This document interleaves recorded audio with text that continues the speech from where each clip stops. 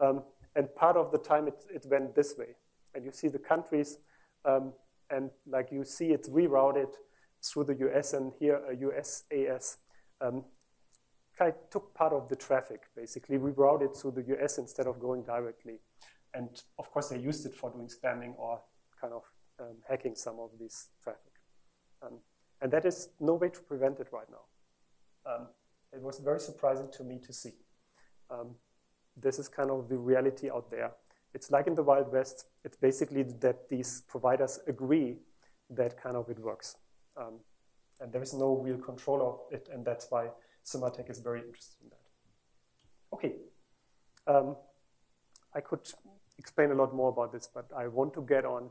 I have like a few minutes, 50 minutes left to do a little other examples. High-dimensional subspace analysis. And let me briefly go into some of the research that we did here. And now I'm getting a little more theoretical, but I keep it quite simple for those of you who may not have that much knowledge in the data mining clustering area. So let's take a data set. And of course, I'm doing this all in 2 dimensions that I can visualize it, but assume the data is high-dimensional, right? I just can't plot it that nicely.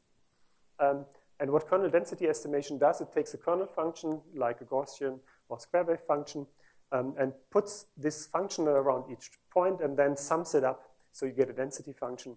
And now you can define clusters in that density function. And now I'm going back to a 1-dimensional because then I have kind of even simpler where you see the densities of the single points here, the density function up here. And you can have different definitions of clusters here.